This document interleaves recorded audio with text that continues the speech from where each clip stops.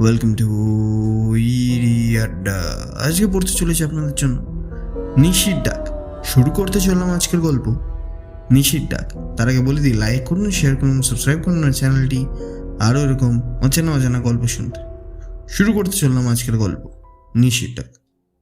আমরা তখন ক্লাস 7-এ পড়ি। জায়গাটা কলকাতার কাছে হলেও বেশ গ্রাম। পশ্চিমে গঙ্গা, সেদিকে সব মন্দির, বাগান বাড়ি, বাঁশ বিচালির কোল। পশ্চিম থেকে একটি মাত্র পিচ বাঁধানো রাস্তা পূবে বাস রাস্তার দিকে চলে গেছে। বাকি সব গলির গলি, তস্য গলি, পাকা বাড়ি। সাবেক কালের বাড়ি অনেক ছিল, আবার সেই সঙ্গে ছিল টিন, টালি, খড়ের চালা, বড় বড় গাছ, নিম, তেঁতুল, বট, অর্জুন, জংলা, অবসতি, বাগান। একটা বাগান ছিল, সেখানে শুধু কুল গাছ। আমরা সেখানে শীতকালে কুল চুরি করে খেতুম। হরিমানি তাড়া করলে মার দৌড়। ধরবে কি করে? আমরা যে ছোট্ট ছিলুম, হরিণের মতো দৌড়াতে পারতাম। ধরতে না পেরে হরিদা চিৎকার করে বলতো, সরস্বতী পুজোর আগে কুল খাওয়া, দাঁড়া মা কালীকে বলে দেব। সেই সময় একদিন আমাদের বন্ধু মহলে খবর উঠে গেল, আজ রাতে নিশির ডাক বেরোবে। আজ অমাবস্যা। সেটা কি জিনিস? বিমানই গোপনে খবরটা এনেছিল। সেই সব জানে। বিমান বললে, জমিদার অনাদি মল্লিকের এখন তখন অবস্থা, কত বড় বাড়ি, বিষয় সম্পত্তি, ঘোড়ার গাড়ি, তাকে তো সহজে মরতে দেওয়া যায় না। ডাক্তার বুদ্ধি সব জবাব দিয়ে গেছেন, তাই এই শেষ চেষ্টা। অন্যের পরময় কেড়ে তাকে বাঁচানো হবে। এক তান্ত্রিক এসেছেন পশুপতিনাথ পাহাড় থেকে। সারা গায়ে তেল সিঁদুর মেখে তিনি রাত 12টা থেকে 2টোর মধ্যে পথে বেরোবেন। হাতে থাকবে জল সমেত মুখ খোলা একটা ডাব। তিনি পল্লীবাসী সকলের নাম ধরে ডাকতে থাকবেন, একে একে প্রত্যেকের নাম 3 বার করে ডাকবেন। যে কেউ সাড়া দেবে, অমনি ডাবের খোলের মুখটা টপ করে চাপা দিয়ে দেবেন। অমনি তার প্রাণ ওই ডাবের জলে আবদ্ধ হয়ে যাবে। ওই জল মল্লিক মশাইকে খাওয়ালেই তিনি বেঁচে উঠবেন, আরে মারা যাবে। বিমান বললে, খুব সাবধান, আজ আমরা সারা রাত জেগে থাকবো। ঘুমের ঘরে ডাক শুনে সারা দিয়েছিস কি মরেছিস? পশুপতিনাথ তান্ত্রিক আমাদের নাম জানবে কি করে? এ পাড়ার লোকই জানিয়ে দেবে, ডিস ধরিয়ে দেবে।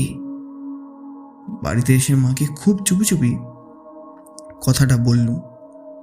বাবা খুব কড়া মানুষ, ভূত প্রেত তন্ত্রমন্ত্র মানেন না।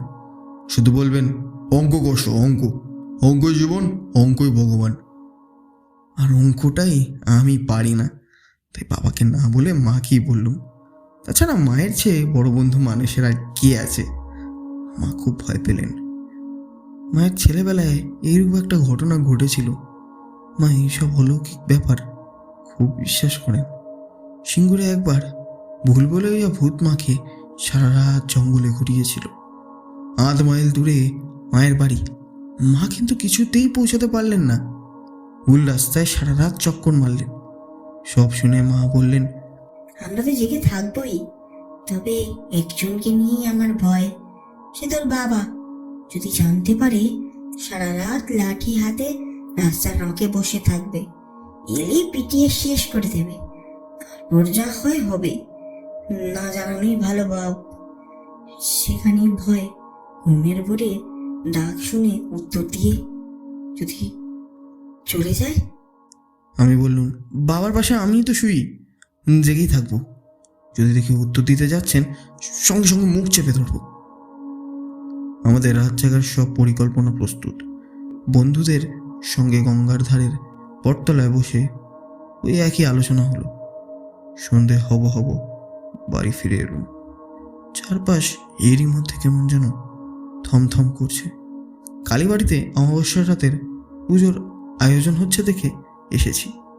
অন্য অমাবস্যায় আমরা বন্ধুরা গাওয়া ঘিয়ে ভাজা লুচিভোগ খাওয়ার লোভে ঠিক হাজির হয়ে যেতুম। সে রাত 12টাই হোক 1টাই হোক। আজ আর কোনো বেরোনো টেরোনো নেই, টাইট হয়ে বসে থাকি বাড়িতে। আমাবস্যার রাত, অন্ধকার হয় ঠিকই, তবে আজ যেন আলকাতরা রাত। ঘরের জানলায় আকাশটা আটকে আছে, মনে হচ্ছে ওখানেই শেষ, ওর পরে আর কিচ্ছু নেই। মাথা ঠুকে যাচ্ছে, তারাগুলো যেন আগুনের মতো জ্বলছে ধক ধক করে। রাস্তাতেও আজ যেন তেমন লোক চলাচল নেই।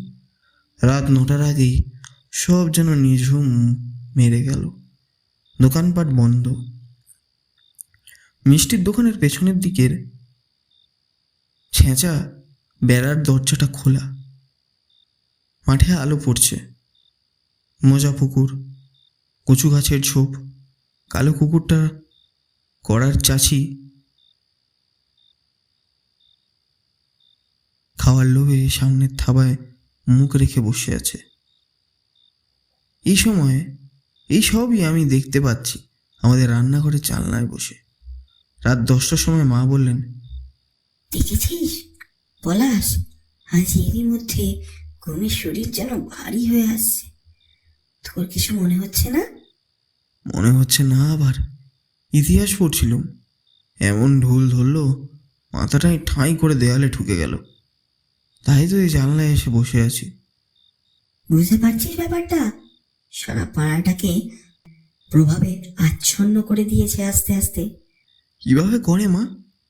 আমি জানি, খুব একটা উঁচু জায়গায় উঠে বিশাল একটা ধনুচিতে আগুন জ্বালিয়ে ধুনো দিতে থাকে। মানুষের শরীর ভারী হয়, ঘুম পায়, বেশ একটা সুখ সুখ লাগে। এই সুখের মধ্যে থেকে একজন চলে যায়। এ রাত থেকে বাঁচার উপায়? আমার জানা আছে, লঙ্কা পোড়া। দাঁড়া, ছাটুতে কয়েকটা লঙ্কা পোড়াই, সব প্রভাব কেটে যাবে। কিছুক্ষণের মধ্যে বাড়ি শুদ্ধ সবাই হাঁচি আর কাশিতে অস্থির। আমাদের পুষিটা একপাশে থুপসে মেরে ঘুমোচ্ছিল, পিঁচ পিঁচ করে হাসতে হাসতে উঠে বসলো।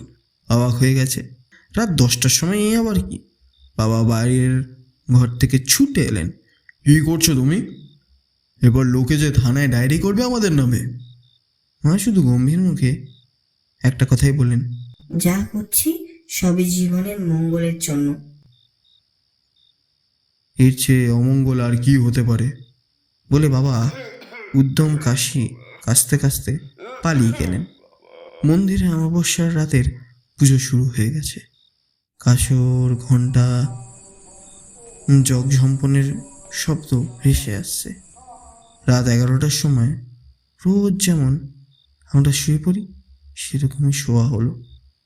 আলোটারও সব নিভে গেছে।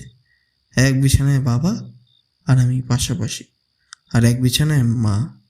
দোতলার ঘর, ঠিক নিচেই রাস্তা। গরমকাল, জানলা টানলা সব খোলা। বাবার শ্বাস প্রশ্বাস যেই বড় হলো, মশারির ভেতর থেকে ফিস ফিস করে ডাকলেন, পলাশ। সব ঠিক আছে মা? বাবা পাশ ফিরলেন। আমরা দুজনেই চুপ করে গেলাম। মন্দিরের আরতি শেষ, রাত নিঝুম। কোথাও একটা কুকুরও ডাকছে না, শুধু দেয়ালে ঘড়ির ঠকাস ঠকাস শব্দ। ঠং করে একটা বাজল। ঘুমে চোখ জড়িয়ে আসছে, আর বোধহয় জেগে থাকতে পারলাম না। আমাকে সাবধান করে মা নিজেই ঘুমিয়ে পড়েছেন। জোরে জোরে নিঃশ্বাসের শব্দ পাচ্ছি। ভীষণ ভয় করছে আমার। রাত 1টা। আজ আর বোধহয় নিশি বেরোলো না, সবটা গুজব। এমনও হয় নাকি? এসব ভেবে সবে পাশ ফিরে শুয়েছি, এমন সময় দূরে কোথাও চিং করে একটা শব্দ হলো। আমার কান খাড়া, বিছানায় ছোঁয়া, গম্ভীর গলায় কেটে নেড়ে সুর করে ডাকছে, অনর অনর। 3বার। ওরের নাম দীনবন্ধু, দীনবন্ধু। গলাটা ক্রমেই এগিয়ে আসছে। ডাকতে ডাকতে ওদের বাড়ির সামনে বাবার নাম ধরে ডাকছে, হরিশঙ্কর, হরিশঙ্কর। আমার হাত বাবার ঠোঁটের কাছে, তেমন মনে হলেই চেপে ধরব। খুব ইচ্ছা করছে জানলা দিয়ে উঁকি মেরে দেখি। ভীষণ উত্তেজনা হচ্ছে, বাবাকে ছেড়ে উঠতেই পারছি না। তাই ডাক্তার ক্রমশই গঙ্গার দিকে চলে গেল। কোনাই কোনাই, বনমালী বনমালী, আরাধন আরাধন। শেষে আর শোনা গেল না বাতাসের শা শা শব্দ। গঙ্গায় শেষ রাতে স্টিমারের ভো। ডাকটা কি আবার এদিকে ঘুরে আসবে? এসব ভাবতে ভাবতে যখন ঘুমিয়ে পড়েছি, পরের দিন বেশ বেলায় ঘুম ভাঙল। বাইরের রাস্তায় লোকজনের হইচই। রাতের অত বড় একটা ঘটনার কোনো চিহ্নই পড়েনি। এলো একটা বেলা বাড়তেই পবিত্রদের বাড়ি ছুটে গেলুম। ওইখানেই আমাদের আড্ডা বসে। ওখান থেকেই কোমরে গামছা বেঁধে আমরা গঙ্গায় গিয়ে পড়ি। সেদিন আর কোনো আলোচনা হয়নি। একটাই বিষয়, নিশির ডাকে কেউ কি সাড়া দিয়েছিল? না, নিশি ডেকে ডেকে সাড়া না পেয়ে হতাশায় ফিরে গিয়েছিল। আমরা অনুসন্ধানে বেরোলুম। ডেকে ডেকে জিজ্ঞেস তো করা যায় না, এ মারা গেছে যেন কিছুই হয়নি। এভাবে ঘুরে ঘুরে দেখতে লাগলাম। এ পাড়া সে পাড়া, এগুলি সেগুলি ঘুরছি আমরা। জীবন স্বাভাবিক, কোথাও কিছু নেই, এমন সব বাজে কোনো এক পাগলের কীর্তি। দিমান আবার সাহস করে দোতলার বারান্দা থেকে লুকিয়ে লুকিয়ে নিশি দেখেছে। বেটে খাটো চার চৌকো জটাজুধারী একটা জীব, দগদগে লাল বেলুনের মতো, রাস্তার এক হাত ওপর দিয়ে ভেসে ভেসে চলে যাচ্ছে। শিয়ালের মতো কণ্ঠস্বর, নিতাই নিতাই। পাড়ার শেষে মাথায় রাস্তার কলে দাঁড়িয়ে দুজন কাজের মেয়ে বলা বলি করছে। ফুলবাগানের হারু কাল শেষ রাতে হঠাৎ মারা গেছে। রাতে খাটিয়া বেঁধে দাঁড়ায় শুয়েছিল। সুস্থ সবল একটা মানুষ, অসুখ নেই বিসুখ নেই। সকালে দেখা গেল বিছানায় মরে পড়ে আছে।